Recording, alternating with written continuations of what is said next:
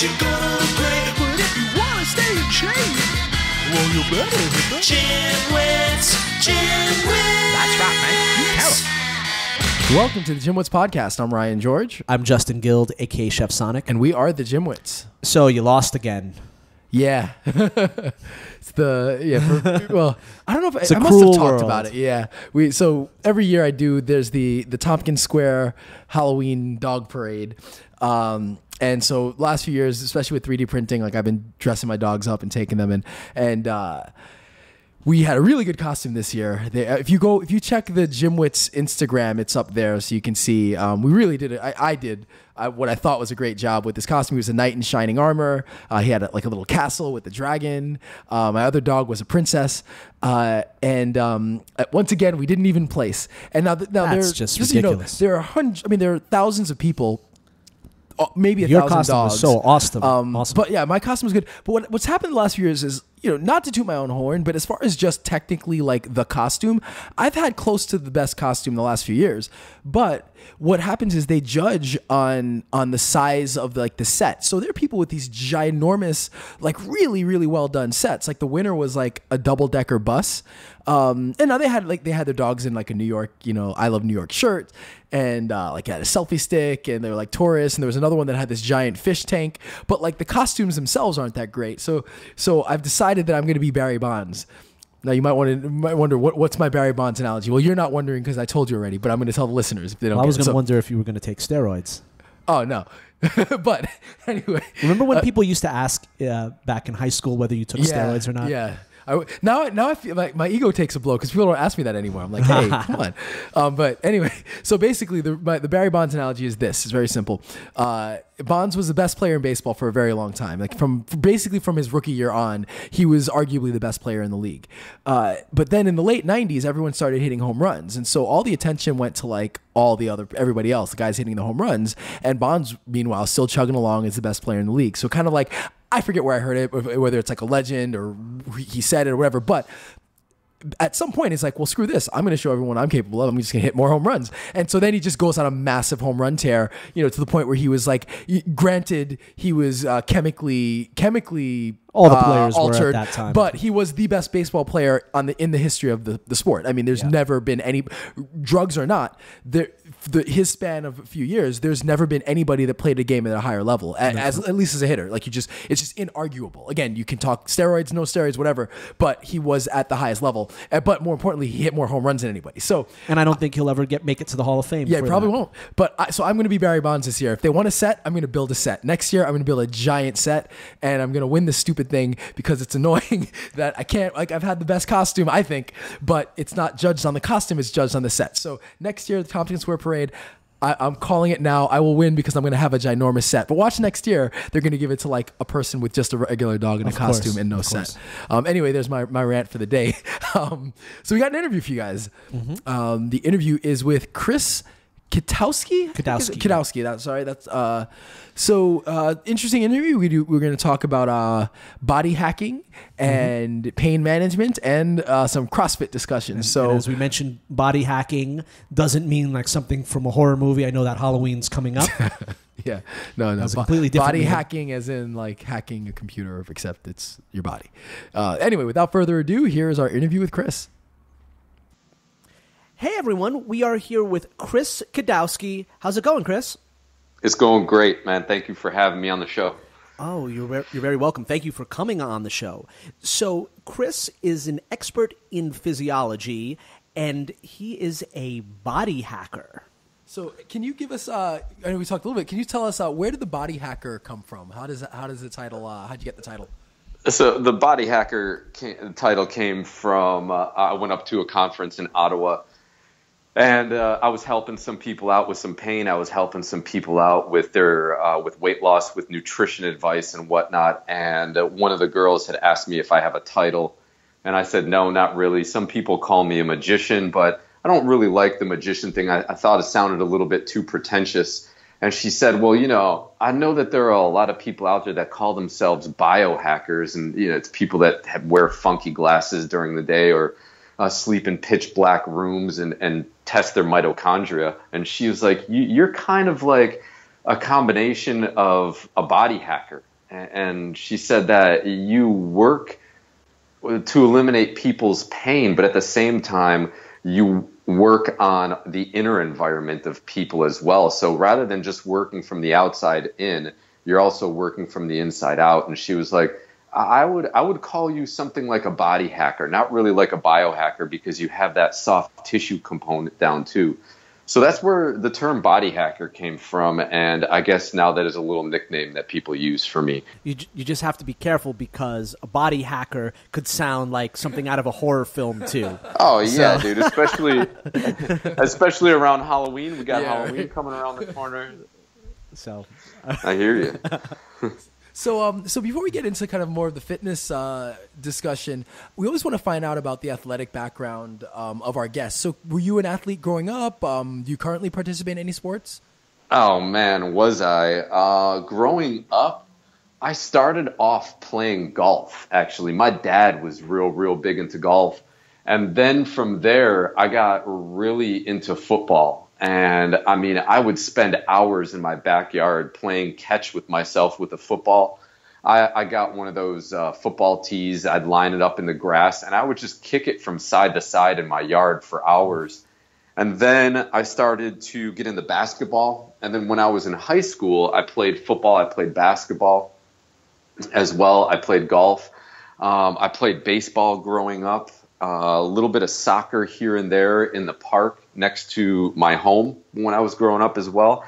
But I really only followed football up to college. My sophomore year, I walked on the team at University at Buffalo, and I asked the gentleman, I asked the coaches if I was going to be able to get anything close to a scholarship, because bouncing at one of the bars till 4 a.m. and then going to practice at 5:30 in the morning, it really wasn't cutting it. And the coach kind of hemmed and hawed, and he was like, we got guys coming in, we just don't know yet.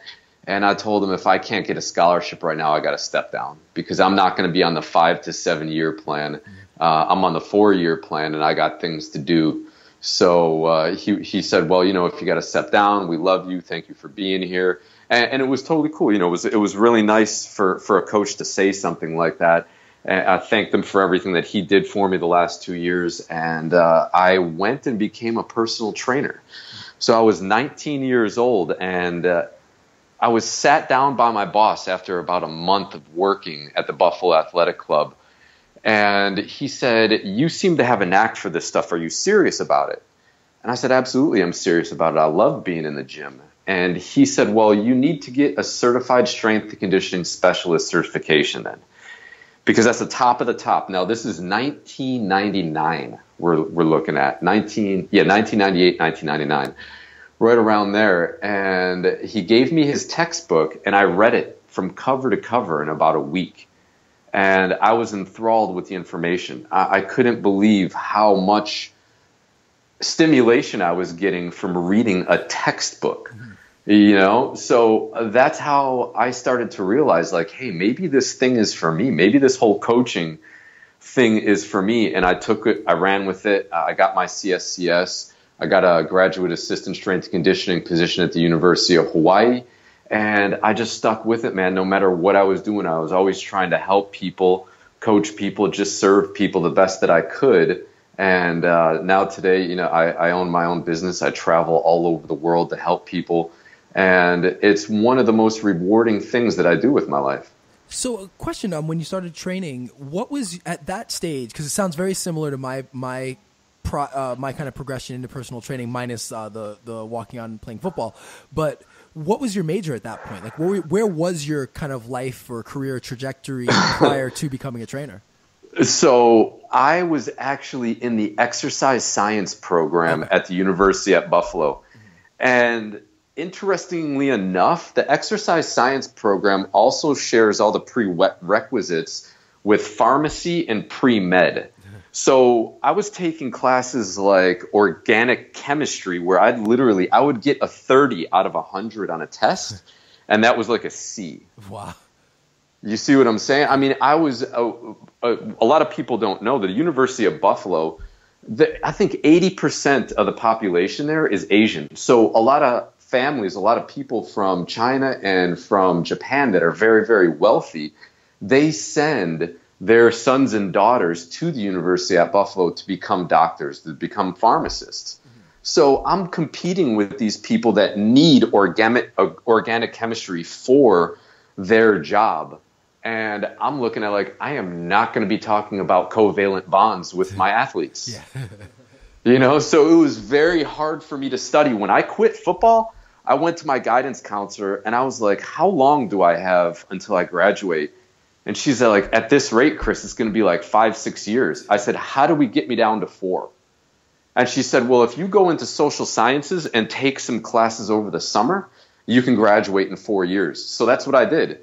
And the reason why I chose social sciences is because it deals with the psychology of large groups of people.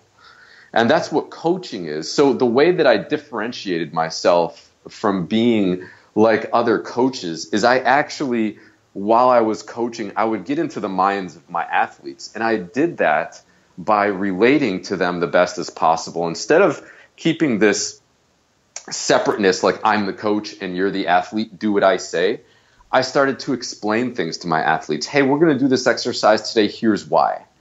I started to tell them, look, I know you guys are tired, but we're still going to stick to this program because it's a part of an overcompensation technique I'm using. And I started to realize that my athletes would really take to this. Now, there are some people that would just be like, especially some of my personal training clients, they'd just be like, I really don't care. I pay you the big bucks to get me results. That's what I want.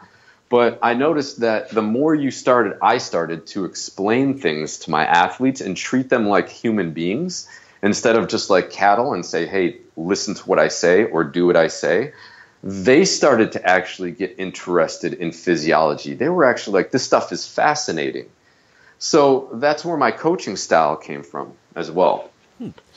So when did you make this the shift into pain management? Well, actually, first, where did your fascination with pain management, where did that come from? And maybe you could explain some of the common errors that coaches and athletes and maybe other fitness professionals might make when it comes to managing pain. Absolutely. That's a great question. So when I left when I left Hawaii, period, my mother had uterine cancer and she was going to chemotherapy and whatnot. And I had a bunch of money in the bank. I had a great job. And I was like, you know what, Mom, it's starting to get a little bit too redundant out here. I still love Hawaii to this day. I love the people. They're amazing. But I was ready for a change. So I said, Mom, I'm going to come home and take care of you.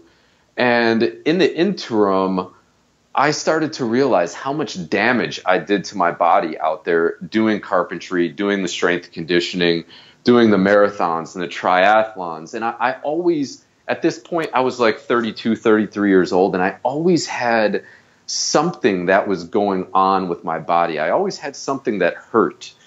And I had contacted a massage therapist and said, look, bro, like my knees are killing me every day. It feels like there's shards of glass in them. Do you know what's going on with me? Can I set up an appointment? And he said, oh, it sounds like you got a lot of trigger points in your quads. And I said, what the heck are trigger points?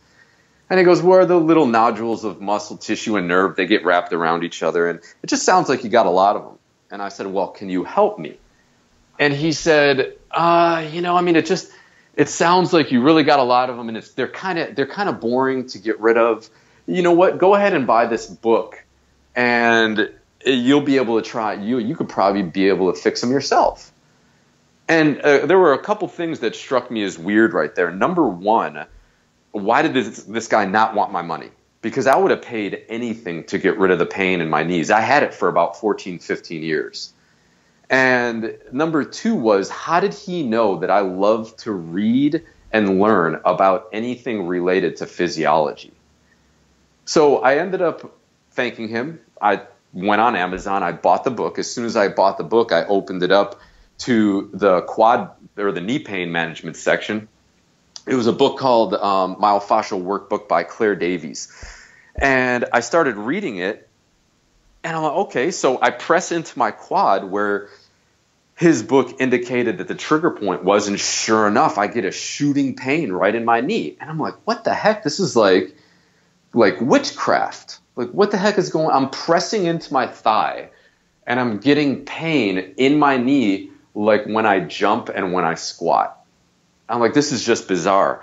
So I bought a baseball, I bought a softball, I bought a foam roller, and I start rolling on my quads. And I started to realize that the pain was subsiding, but it was really only subsiding for about 24 hours. And I was like, this just isn't efficient. Every day I'm doing something, I'm pounding on these areas, and I'm grinding balls and bars and foam rollers in them, and it's just not lasting. I need to go deeper. I need to figure something else out here. So I just got really, really curious, and I made myself an experiment. I started trying to figure out how there was kind of like this map. If I opened up one area, I could open up a couple of other areas really easy.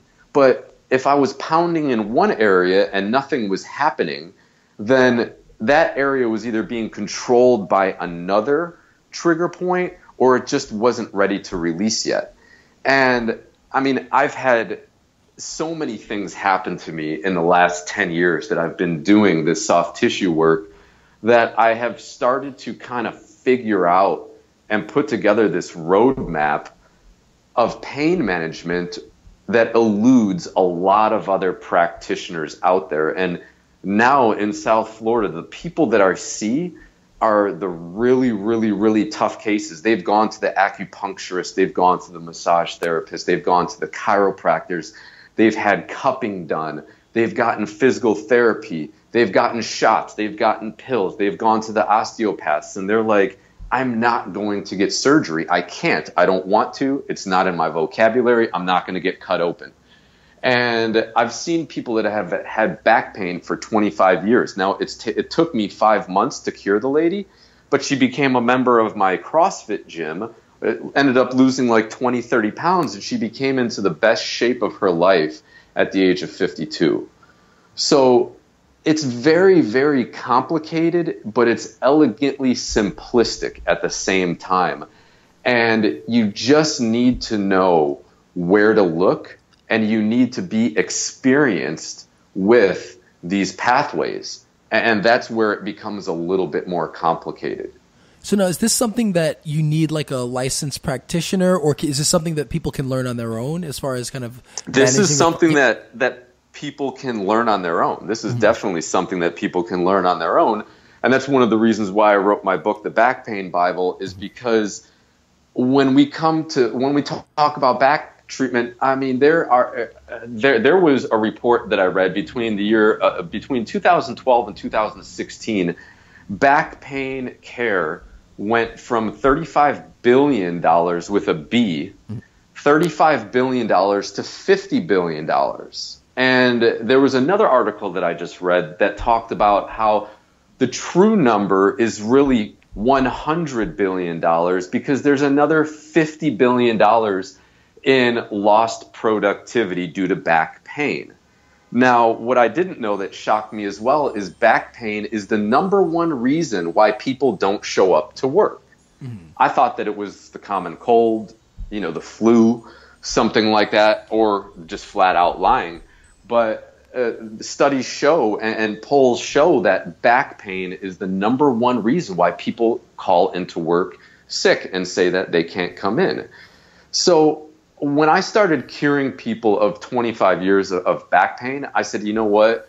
I could probably write a little something about this to help people that are in the same type of pain that my clients are, that could help at least alleviate it. And if you follow exactly everything that I say in the book, if your back pain is at a 10, I could probably bring you down to about a 5 or a 6. If it's around a 5 or a 6, I could definitely bring you down to like a 1 where it's barely noticeable. There are some aspects of back pain where you need a manual therapist for it, and they need to know what they're doing. So what are errors that maybe coaches or athletes make when it comes to managing their pain? Oh man, so you want to do a 10-hour podcast today, I see. Or let's say the top 3. Okay. The top 3, number 1, bar none, number 1, don't treat the back. If there is any type of back pain, if there's knee pain, don't treat the back, don't treat the knee. Now, this is the biggest problem because there is nobody in the world would look at a doctor and say, you are wrong. If somebody comes in with back pain and they start treating the back and they say, hey, put some ice on it and do this and do that and smother a whole bunch of icy hot all over your back. No doctor would look at them and say, you're wrong. But what we know about the human body and the way that our body works is that we have two butts and we have one back. So we have a left butt cheek, we have a right butt cheek, but we only have one back. So the dysfunction comes from our gluteals. No holds barred, that's where back dysfunction comes from. And when you have back pain, you have a butt problem. 99% of the cases. Okay. The other cases I talk about having either a herniated disc, or I talk about my back pain story that started when I was 24 years old, when I slipped on a platform doing a very heavy power clean. And I ended up feeling like a little bit of a pop and a click in my low back. And I ended up spasming out either a rotator or a multifidi muscle. Now, I didn't know it at the time, but the thing about it was I went to every back pain specialist in the greater Buffalo area, and they all told me that I was fine. And I told them, look, I am in a lot of pain. I am not fine, okay? And they're like, well, we took x-rays, we took MRIs, and there is nothing indicating that you should have any back pain at all. So that's one of the more frustrating aspects where a lot of people go wrong. They treat the back, okay? The second thing that I would probably say is one of the bigger problems when it comes to back pain or treating pain in general is ice. Now, people want to talk about inflation and I heard that ice helps, or when I use ice, it feels better. Yes and yes, but for the wrong reason. When we put ice on something, what does it do? It numbs the area. So by default, all that ice does is it numbs the nerves. So it's an acute removal of pain. It's a Band-Aid. It's not something that we want to do in order to permanently relieve the pain. So the second reason that we want to stay away from ice as well is because ice slows down the flow of blood to the area. So if you have inflammation for any reason, save getting out of surgery and your knee is like the size of a balloon, okay, then we definitely want to put a little bit of ice on that guy to control that inflammation. But if you are having a natural reaction of inflammation in the body, typically we would want to bring heat to that area because the inflammation is there to heat whatever or to cure whatever is going on with the tissue. And to that tune, I ask, why do we as human beings feel like we are smarter than 4 million years of evolution? And there are a lot of other practitioners now that I'm seeing online that are talking about heat for injury rather than any type of ice. So you see what I'm saying? Yeah, no, I've actually heard a lot about that recently, and just as like a personal anecdote, I practice Muay Thai, and so in any kind of combat sport, you're always getting little annoying, nagging injuries, and I found that, and again, who knows if it's placebo or what, but I started doing sauna. If whenever there's any kind of injury or I sprain, or I'll sit in the sauna. I'll make a point to doing the sauna 20 minutes a day for a few days, and I definitely have noticed faster recovery, really focusing on heat, kind of treating the heat. And again, these are minor injuries, but treating it with heat, I've noticed faster recovery myself. And again, who knows, where it comes from, but I would definitely agree that I'm seeing kind of the value in heat as kind of helping to promote injury recovery. Yeah, any type of recovery. Absolutely, man. And you know why that is because we artificially increase our circulation. So we talk about this whole active rest idea. Say I'm a power lifter and my body's just too sore to go to the gym today. What should I do? Let me go and play a little basketball. Let me jump around, get some vibration going in my body, help drain the lymphatic system, help it work a little bit better, detoxify all the crap in my body so it goes to the liver a little bit quicker. And that's what any type of light cycling, rebounding, any type of active rest that we can get, which sitting in a sauna or a hot tub will definitely increase our heart rate. That type of stuff is going to help circulate the blood faster, and we get these healing properties to the site faster, and we acutely decrease any type of inflammatory response or any type of advanced hormonic effect of exercise that we have.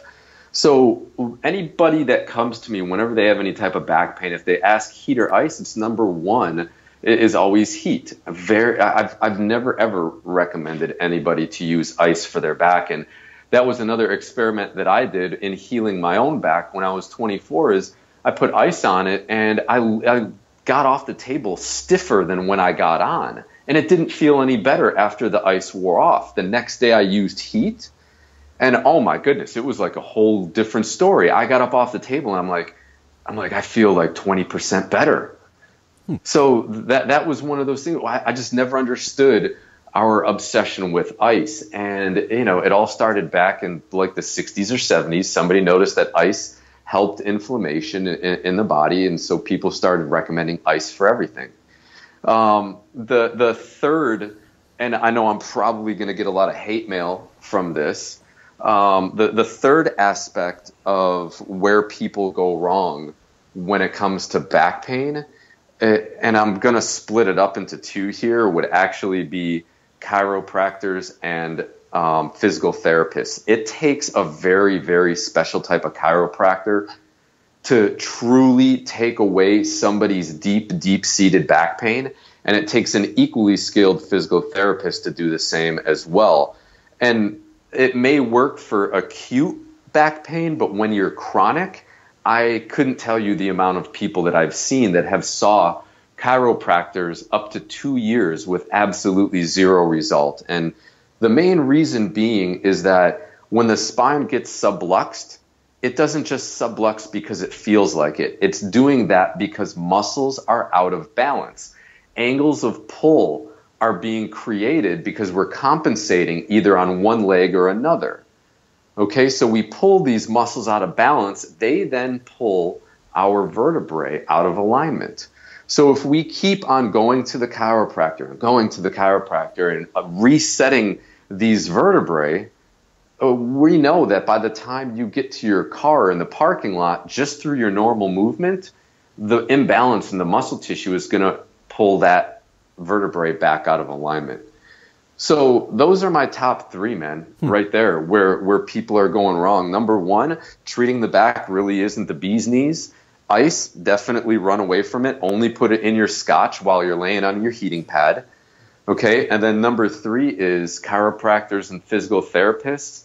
I could, if you're going to be doing rubber band exercises, and a lot of them get stem and ice when they're there, they're telling me, and they get very, very frustrated when they have a $6,000 physical therapy bill and absolutely no pain has been rectified on their part. Wow. So, Ryan and I have our own opinions on chiropractors in general. So okay. That's certainly a discussion for another day, though. We're in line with you. So not that we're like pro chiropractor. Yeah, exactly. Guys, I'm not a hater at all. I have a very good friend who's a physical therapist, but he fixes backs the way I do at the hips. Yeah.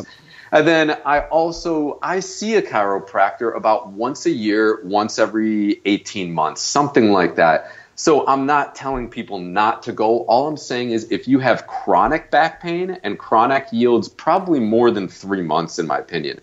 If it's not getting better in a month, seeing a chiropractor, you're going to be wasting your money. It's not going to get better. The problem is deeper than just adjusting the bone. Yeah, and I have a friend who's a physical therapist, and I think he, very much is in line with that, where you have to address what the real the source of the problem is. Exactly. And you can't, and it's kind of short-sighted to look, it's back, must be the back, let's work on the back. And so I think any good physical therapist is going to address it like that. And yeah, with chiropractors, I think it's kind of like one of the things where the research kind of bears out that it is useful as far as like you'll feel better, kind of like massage. But if you're not correcting the underlying issue, then it's only that. It's like, it's a great, you might feel good. You'll feel good for the day. You'll walk a little bit better. Yeah. But then it goes right back to, again, if you're not correcting the problem, you're just going to, it's going to be a continuing, a constant, persistent issue. You're acutely alleviating one of two things, either compression or a slight irritation of the nerve. So when you reset that vertebrae, the nerve's like, all right, cool, I can breathe again. And then as that vertebrae starts to slip back out and resublux again and be out of alignment, you wake up 2 or 3 days later and the pain's coming back. Well, guess what? The chiropractor wants to see you again. So you get adjusted, you feel better. And then 2-3 days later, it starts to come back. Well, guess what? It's time for your next appointment. Yep. You see what I'm saying? So you're constantly chasing your tail. One thing to shift gears for a little bit. One thing that Ryan and I have been hearing since we were very little, and one thing that a slogan that's been around probably before we were all born, is no pain, no gain. And we've talked about this before on the podcast, but I'd like to hear your opinion on whether or not you think that statement is misleading. And then what are some signs that if you're working out and you have pain, that it's not just normal soreness due to exercise, but actually something a little more serious? Okay, so one of my immediate statements for a lot of the people that come and see me, I deal with a lot of CrossFitters and professional athletes. And these guys will show up at my doorstep or show up at my gym and say, something hurts. I wanted to come and see you before I get injured. And if it's their first time that they're seeing me, I look at them straight in the face and I say, I want to be very clear here. You already are. And they're like, well, but what do you mean? Like, no, it's not that bad. It's not bad. I say, no. And I got this from Kelly Starrett. He says pain is a lagging indicator. So I ask them, I say, if your oil light goes on in your car, how long will you drive it for until you get the oil checked? And they'll be like, oh, man, I don't know, maybe like 3-4 days. And I said, okay, that's pretty normal. I mean, some people probably drive with their oil light on a little bit longer than that. And then I said, what about your brake light? If your brake light goes on in your car and say you're on the highway going about 65 miles an hour, what are you going to do? And they're just like, shoot, man, I don't know, man, try to use the emergency brake and pull over. And I said, well, pain in the human body is your brake light. But like you said earlier, no pain, no gain. There's never a definitive definition of pain. So we walk around, especially in CrossFit, thinking that an achy shoulder is something to just be worked through. And the old adage comes out, maybe it'll just go away. Or, a stiff knee or a stiff back. I'll just go lighter today and I'm fine. That is a megaphone. Your body is using a megaphone to scream at you and saying, you have been hurt for a while now. It's getting to the point where you're going to get injured, so now I have to tell you. You see what I'm saying? Yeah. So that's where that pain component comes in. When we feel pain, when we are in pain, we are already injured. We're already hurt. And in America, it's just that tough as nails. Somebody else, if I'm not working hard, somebody else is. And when I meet them in competition, they're going to beat me. I've made some of the greatest advancements in my own CrossFit career and expertise by looking at, okay, I have 10 rounds today of something. I get to round 8 and I feel something a little funny in my shoulder. I stop, I mobilize it, I go home for the day. Guess what? I come back into the gym the next day even stronger. And this is where, this is also what separates really great programmers from really poor programmers, is the poor programmers will never allow for any type of a deload. It's always just like push it, push it, push it, push it, push it, push it. Well, that's not how the body adapts. It's just not how the body adapts at all. you need those weeks of deloading. You need some days where it's just completely off, where you are just completely 100% off. You know, so that in and of itself, that's pretty much what I feel when people are getting some type of pain and they want to use that no pain, no gain. There was a second part to that question that I can't remember. Could you remind me, please? Was there? No, I think that was it. Was that it? Yeah. Was that it? I thought there was something. I thought there was something at the end there, and I was already formulating my response. So I in my brain, I cut that last portion off, and I was like, did he ask me anything else? No, I think okay, at least that's what our notes say. But anyway, so to change gears a little bit, so your most recent book is called The Death of Dieting, right? My most recent is actually called The Back Pain Bible. Okay, Death of Dieting was my first book that I came out with. So I think I got those mixed up. Yeah, but anyway, okay. I had a question on that anyway. Is writing a book called The Death of Dieting in itself an oxymoron? It absolutely is. Okay. It absolutely is. Yeah, without question. And just in the very fact that I'm making dietary recommendations, that's obviously is a diet. Yeah. What I am alluding to with the title is the sustainability of diets. Okay, so I do also run a very, very successful weight loss program. There are some times where I'm even more proud of what the people accomplish under that program than of what they accomplish when I work with them mobility-wise or taking their pain away. Just because I have never been 300 pounds, and for me to go from 300 pounds to 200, I couldn't imagine losing 100 pounds of my own body weight. I really couldn't. But when I look at dieting from a timeline perspective, what I have done with the book is I created a way of eating that will keep weight off or help you lose weight and is also sustainable. And that's what I wanted to do with that book. That's why I call it The Death of Dieting. And yes, it is still very much a diet, but I mean, the people that are closest to me that have read it and that have been on my recommendations, there are so many times where they still look at me to this day and they're just like, bro, this is the craziest way to eat because it never feels like it's a diet. And what I tell my incoming clients is when you lose the want, you lose the weight. So when you lose that want to eat poorly, when you lose that feeling of I'm on a diet, all of a sudden this just becomes a natural way for people to eat, and you lose weight very, very easily. There's no mental component. Willpower goes right out the door. You don't need willpower anymore as long as you are controlling the correct variables. So I feel poorly and I feel bad for a lot of people out there on diets. I'm like Jenny Craig or any of those other type of cookie cutter diets because they're doing it the hard way. If they had success, that's phenomenal. That's great.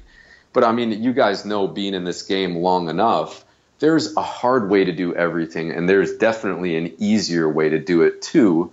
And I've tried so many diets in my lifetime, probably around 15, 16 of them.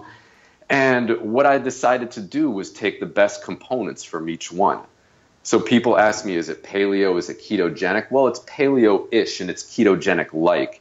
But we also eat a lot of vegetables. So there's a little bit of veganism in there too.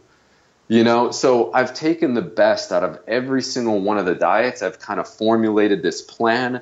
There's a lot of variables, a lot of rotating foods, a lot of variability. I shouldn't have said variables. I should have said variability. And you truly do not feel like you're handcuffed with your nutrition. Like, oh, I can't eat that. I can't. If you want to eat that, you know when you can eat it. You just have to get the timing right. You see what I'm saying? Yeah. So, so you mentioned, so you do CrossFit, and so Justin and I have go back and forth on CrossFit because I think Justin thinks it's crazy and it's just dangerous and you're gonna injure yourself. And I don't think it's that. No, hold on. I don't think it's crazy. Like I think it's potentially very cool and has some great qualities to it. All right, Ryan, continue. Right. Though, like the most common negative comment we have is from people saying, "Why do you guys bash CrossFit?" But I actually recognize its merits, and I think like anything, you get good coaches and you get bad coaches, and so a lot of it comes down to the coaching. But sell Justin on CrossFit. Explain to him why it's not bad or not inherently bad. So to me, CrossFit is the best of every single type of exercise paradigm that we have available, save for like Pilates, okay, and yoga, because we don't do too much Pilates or yoga in CrossFit. But if I am going to be if I'm going into the Army, I would want to be a Green Beret, right? If I'm going into the Navy, I would like to be a Navy SEAL. I want to have the greatest skill set for whatever skill I am trying to develop. And when it comes to fitness, CrossFit is numero uno. Olympic lifter might be able to clean and jerk more than I can, but I don't think that he's going to survive a WOD like Murph very well. Okay, a power lifter might be able to squat more than I could, but I don't think he's going to be able to complete Fran faster than I can, because he's not going to be able to do pull-ups. So our body is meant to do so many different things. When I grew up, I was a pure sprinter. I started to try and do marathons and triathlons, and I'm just like, God, I hate running long distance. What am I doing? So CrossFit comes along, and I'm like, oh, wait a minute. So I can lift weights, I can squat, I can do pull-ups and gymnastics and box jumps and rowing. I can get cardiovascular work and still feel like I'm an Olympic lifter or like I'm a power lifter. And I can also still feel like I'm a sprinter. So the first day that I went in and tried it, I was sold, man. I love the feeling of my heart being about to jump out of my chest, but I also love the feeling of heavy, heavy, heavy weight. So to me, I was getting the best of both worlds for what I wanted to. And in the interim, I'm also at the age of 39, more skillful with my body than when I was even 19 or 29. So as a human being, I'm constantly pushing my limits. And the only way that I feel like I'm getting better at life is if I grow. And you only grow through change. And in CrossFit, there are so many different variables that you can grow that to me, it almost becomes kind of like something my spirit is chasing rather than my mind or my body. Well, Chris, it looks like we might be out of time. I know you have a client coming in. So yes, sir. So thank you so much for being on the show. Where can we reach you? Tell us about any social media, websites, stuff that we can check out. Okay, I appreciate it, man. There's two websites. One is my brainchild, and then the other one is my nutrition business, my weight loss business. So downloading daily is my brainchild. I just put some random thoughts up there from time to time. And then flexiblefoodddiet.com is my weight loss business, my weight loss website. And then on Twitter or Facebook, you can find me at Chris Kidawski. And then also on Instagram, it is at Flexible Food Diet. Fantastic. I think that's pretty much it. Well, Chris, thank you so much for coming on the GymWits. That was awesome. Thank you. I really appreciate you guys having me on here, man. But I wish I could reach out and hug both you. I really appreciate it. So first, let's just get this out of the way. I do not hate CrossFit. Tell our listeners that. I do not hate CrossFit. Then why do I get feedback from listeners about you hating CrossFit? Because Ryan he's made me the GOAT. No one's ever emailed us and said, Ryan, stop talking bad about CrossFit. They have messaged us saying, why is Justin talking bad about CrossFit? Because I've been framed. You have Ryan framed me. It's your own words. What you think I went back and you No, I reiterate the stuff that Ryan tells me, and then I get blamed for it. Yeah, right. I wish you'd reiterate your great articulation of my problems with CrossFit. Listen, Ryan was the one who came up with the whole my fault. I'm going to clear my name. You couldn't articulate my thoughts on CrossFit. So here's the issues I had with CrossFit, which we didn't have time to address. First was that it's as a modality, is it useful for anything other than training for CrossFit. So meaning like when he mentioned like, power lifters can't do this or other, like any athlete, they train specifically for their sport. Obviously there's cross training involved. So is CrossFit useful as just a modality, or is it useful as cross training for other sports, or is it only good for training for CrossFit? So the reason why a power lifter or, isn't worried about doing 20 pull-ups is because it's not as sport specific as doing other exercises. So I would have wanted to know a little bit more about its usefulness as a modality as far as training, but you didn't address that. Right? Number two. Neither did you. No, because you gave him a million things to talk about before that. And number two is the real issue that I've heard kind of experts when they talk about CrossFit as a modality and the problems with it, and this is why it leads to injuries amongst people who maybe aren't let's say if you're a novice in the gym or you're just getting back into shape. The problem is that they combine heavier weights with high repetitions. And so that combination can be problematic. And, that's where a lot of the injuries can occur. Now, he's not wrong in that, most of us walk around with a variety of imbalances and compensations, and those will get exacerbated by extreme, weight or extreme exercise, especially, if they're not addressed and accounted for when you're designing your program. So I think it's both. It's like yes, there may be a pre-existing issue, but the intensity of the training is going to exacerbate that. Unless you do like a full analysis, in a clinical setting, you're not going to know until it's too late. So I think the issue then is it okay to combine this weight with the speed and the repetitions for somebody who's not a highly trained athlete? So I think that would be more of an interesting question to ask, which we didn't get to address. And then the other problem is just, I think the other reason why CrossFit kind of like, I read something before, like somebody posted something on Facebook, and I'm going to butcher it, but it was along the lines of so-and-so does CrossFit and is a vegan. How do they decide which to tell you first? How, meet someone who's vegan or CrossFit, they're going to announce it pretty quickly. So I think the other part is that it's not as bad anymore. Like, I think it's become more mainstream, so you don't get it anymore. But I just met a lot of kind of insufferable people in the past that did it. But I certainly that's not CrossFit's It doesn't fault, have that anymore. Like, it doesn't have that feeling. And then you took one of the positives about CrossFit, which was it's the team thing, and somehow turned it into a negative.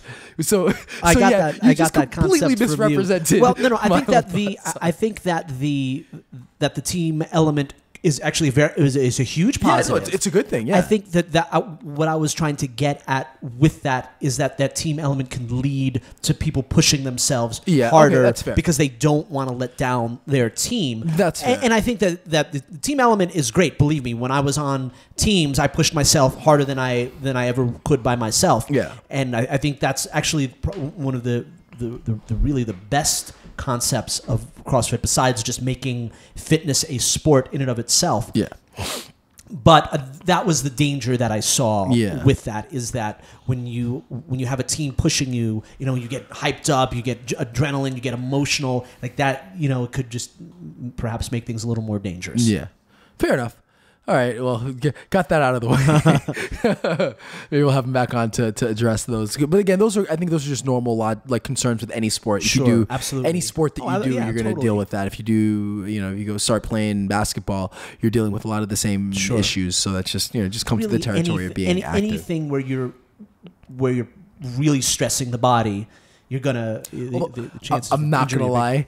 That did sound. It was a bit of a cop out. The one thing, because like I do know a lot of people who started CrossFit who get injured pretty soon after doing it. So to say, oh no, it's because that's a previous injury, and that kind of bugged me a little bit. Only because it's one of those things that's hard to prove one way or another. Sure. And you don't see that with the same. Again, doing Muay Thai or doing boxing. The training in a lot of ways is just as intense, if not more intense. And I don't see amongst people that I know and that I've trained with, I don't see nearly the same amount of injuries relating to, and Muay Thai is a combat sport. And I don't see nearly the volume of injuries and the severity of injuries that I do see with people who do CrossFit. So I think it's a little, it's kind of easy to, pass the blame off by saying, oh, well, it's a previous, it's kind of like, I want to say victim blaming, because it's probably the wrong use of words, especially with all that's going on in the world right now. But it's kind of like it's blaming the person too much. And so, yes, I'm sure there are times where there are situations where there was a pre-existing injury and it was exacerbated by the training. But again, having trained athletes and worked in situations where the intensity is just as high, it's a little, I think still the injuries are maybe more relating to, again, the intensity of the weight combined with the repetitions, combined with the lack of maybe technical skill. And that again is a lot more coaching. So if you have a good coach is going to be able to progress you properly, where, somebody who and again, maybe there are good I've had people get injured, and I'd like to think I'm a good coach. So it's not always that, but I think again, you got to look at the modality a little bit more. Maybe say, okay, it's maybe a little too much for the novice. So the training really, there just is a higher risk. Sure. I mean, good or bad, you can say, okay, you're doing it. The benefits may outweigh the risks as far as the mental, the kind of emotional and mental benefits you get from it and the physical benefits you get, but there are more risks. That just comes with the territory of any sport. What did you think about Chris's, his ideas and his concepts when it comes to pain and pain management? I agree. I think we would need to see the system a little bit more. So, I'm interested in getting his book and checking it out and seeing if there's stuff that I can take from it. It's hard to know without knowing the specifics, and and it's hard to get really into the specifics without in less than an hour. I will say that the physical therapists that I know that are really good and the trainers that I know tend to have that same philosophy though, which is you've got to look at the body before you make a diagnosis. In fact, I was with a friend who I'd like to get on the podcast at some point soon. A really good guy, very highly regarded physical therapist. Works a lot of athletes. He's always traveling all over the world. Like if you follow his Facebook, like every other day he's like on a plane somewhere. But I went in for him to do a little bit of a checkup, and he was kind of explaining the same thing. It's like whatever the issue might be, if I notice a compensation pattern or something wrong, it may not necessarily be related to that joint. So you have to figure out what's the where is the source of that injury or that issue or that pain, like where is that stemming from? And it's a whole body thing, and it's a movement thing, and you have to look at how the body's functioning. You can't just address that one thing. Just that one thing, there's a whole world of information and data that you're missing out on. So I definitely agree with the philosophy, but again, it's hard to speak to the program without knowing the actual program. Just like to mention one thing about some of the ideas that Chris was mentioning. I also agree with his philosophy about trying to fix the root problem, looking at everything. I think one thing to consider is there was sort of a little implication, or at least I got, perhaps I'm wrong, that a lot of medical professionals and people who work on this sort of stuff are incorrect in their in the way they are treating people. And I'm sure that is true, but I don't think you can group every doctor, every physical therapist into that category of not treating their patients properly. I think that it's really individual. There are some medical professionals, there's some doctors that are fantastic, and I think that there are a lot of doctors that have let people down. And I think that you got to take it by a case by case basis. You can't admonish everybody in the field, but it's not wrong that doctors you should question people. Doctors are very specialized. Sure. And they have a broad. Some have like more of a broad skill set, and some are very, very specialized. But there's not, in my experience, and I've talked to doctors too, there's not a ton of training on movement and on the body unless that's their specific line of work. So often, again, if you come in with a specific issue, they're going to address that issue, and not all will do it. But I think that's changing more, and there's more collaboration between doctors and the therapists and the movement therapists and trainers.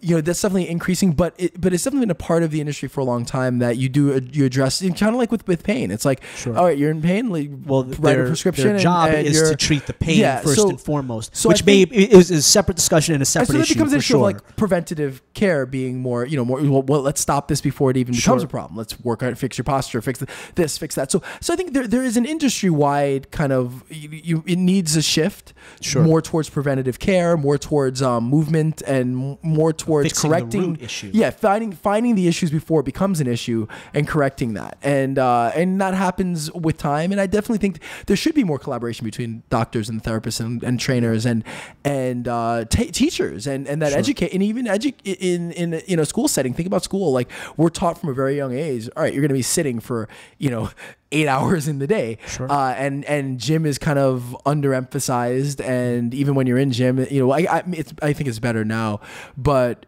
even now, actually, I'm going to change that, because I know a lot of kids who, for phys ed, they will do their testing once or twice a year, but then the rest of the time they're just kind of do whatever. So I think that we do need, overall, it's like we need to find a way to emphasize kind of healthier living, which includes movement and activity and not being sedentary. Especially and, when you and it's just an all-encompassing that kids are always around. thing. They're playing so many video games. And Yeah. with each other. They're not even socializing playing video games. They're at home playing with someone. So I mean, halfway I around think, the world. So I think, you can't say it's all doctors or all this, but I definitely see that there is a bit of a, that's just been the way that things have been for a long time. You go in with a knee, if you go to a doctor with a knee problem, they're not going to do a movement screening on you. They're going to try to treat that injury. And, that's just what happens. I went to an orthopedist and for my shoulder after a car accident. I was in a tremendous amount of pain, so he did prescribe me some medication. But the first thing he did, he was like, let's get you an MRI. Let's get you to a physical therapist. Yeah. Right. And that was it. The next time I saw him was to come back and say, my shoulder's feeling a lot better. Granted, it was not a serious injury, thank God. But so perhaps, and maybe it's because I live in New York and we have great, more doctors and great doctors here and better resources and better facilities, and, they know what they're doing.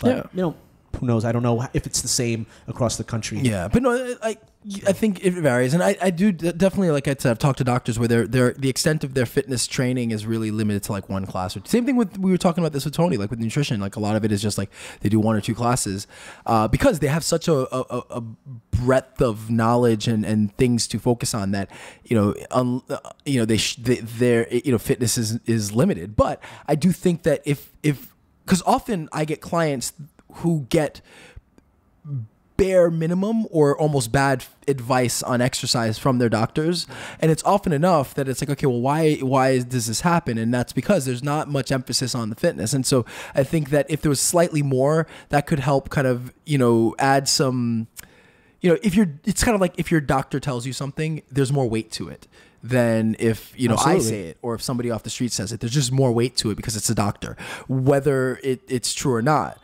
So I think that if there was slightly more, across the board, knowledge on movement and kinesiology, and I mean, or kind of education on how that's connected to everything else. Sure. I think that would help, help fitness professionals, because that kind of reinforces maybe what we're trying to teach, or what most of us are trying to teach, if that makes any sense. So actually an interesting discussion. Yeah, it really is. It's funny, we talk way more than we usually do after interview. But anyway, so as usual, all of our stuff is at TheGymWits.com, our social media there. If you want to see some pictures of my dog in our not winning costume. Great costume. Go to the GymWits, _GymWits on Instagram, like the pictures, comment on it, say that we were robbed. But in all seriousness, if you go on to I think it's Tompkins Square Park, or it might be Tompkins Square Halloween Dog Parade on Facebook as well. They have some awesome pictures. I mean, as much as like I was annoyed that we didn't get a place, like there were some awesome costumes. There were some really cool things, some hilarious ones, some that were just clever, some that were really well done, some that were a combination. Yeah, so really fun to look at. So if you want to see some fun Halloween pictures, check it out. And like I said, mark my words, next year, it'll be huge. Or huge. All right, anyway, that's it. I'm Ryan George. I'm Justin Guild, a.k.a. Chef Sonic, reminding you that truth does not sell. Still getting used to it. We are the GymWits.